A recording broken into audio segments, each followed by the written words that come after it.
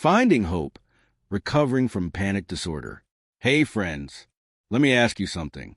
Have you ever had a moment where your heart suddenly starts pounding out of nowhere?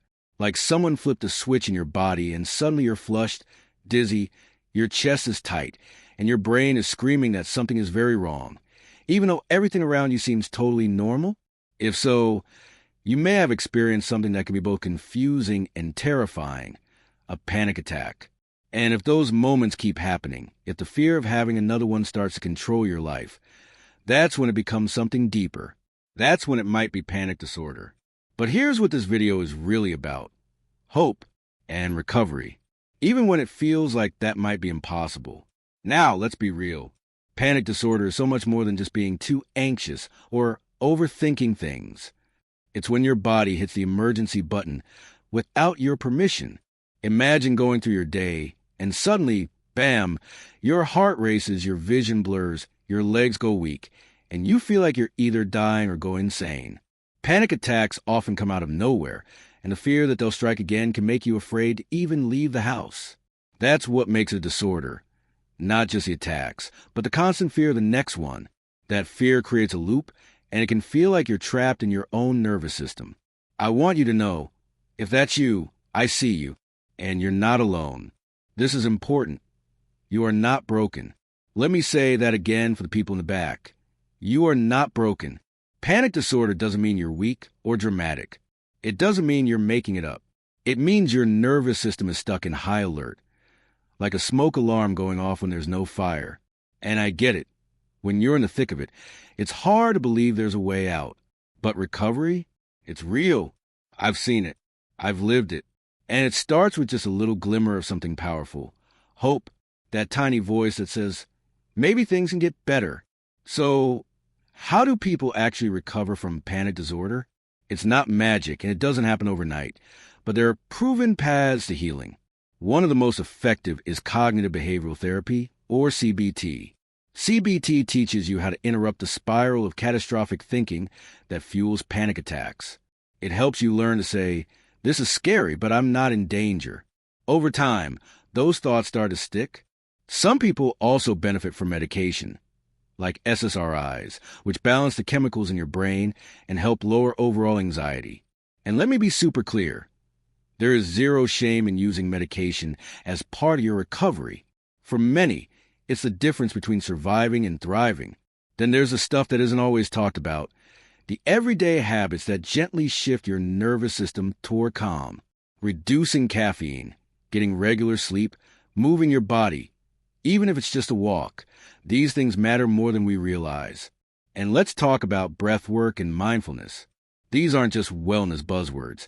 They're tools to help you stay grounded when the wave of panic hits.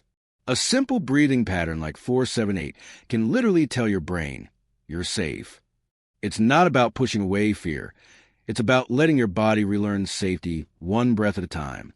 Now, I want to talk about something that sounds counterintuitive but is so powerful: exposure therapy. Panic makes you want to avoid anything that might trigger an attack. Crowded places, driving, even just going to the store. But avoidance only feeds the fear. Exposure therapy is about gently and safely facing those triggers again. Maybe that means driving around the block or standing in a checkout line for 60 seconds longer than you're comfortable with. Bit by bit, your brain learns, I did it, and nothing bad happened. It's not easy, but it's how your world starts to expand again. Let me get personal for a second. Whether it's my story or someone close to me, there's always this moment where things start to shift. And it's usually not a big, dramatic breakthrough. It's something simple, like getting through a tough moment and realizing, wait, I didn't panic that time. That's recovery. Not perfection, but progress. One of the most powerful things I learned was to talk to myself with compassion. Instead of, oh no, not again, I started saying, this feels awful, but I survived it before and I'll survive it again. That self-talk is like a rope you throw to yourself when you're in the deep end. The truth is, panic disorder doesn't want you to talk about it. It thrives in silence and shame. But when you open up to a friend, a therapist, or even a comment section like this one, you start to take your power back.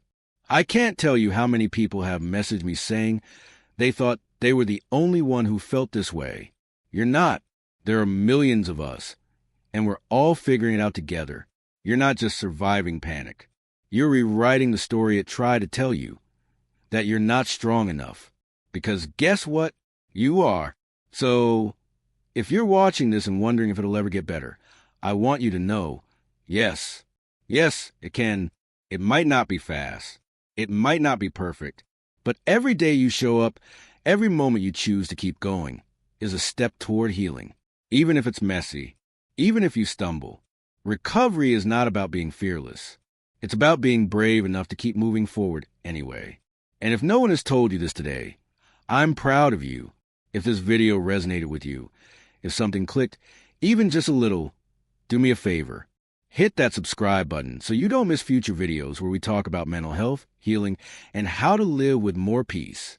And please, drop a comment below. Tell me where you're at in your journey. Your story could be exactly what someone else needs to hear today. This channel at Zakaprat is here for real talk, real healing, and real people. Like you and me, thanks for being here. Thanks for being brave. Take care of your heart, your mind, your breath. And remember, you've got this.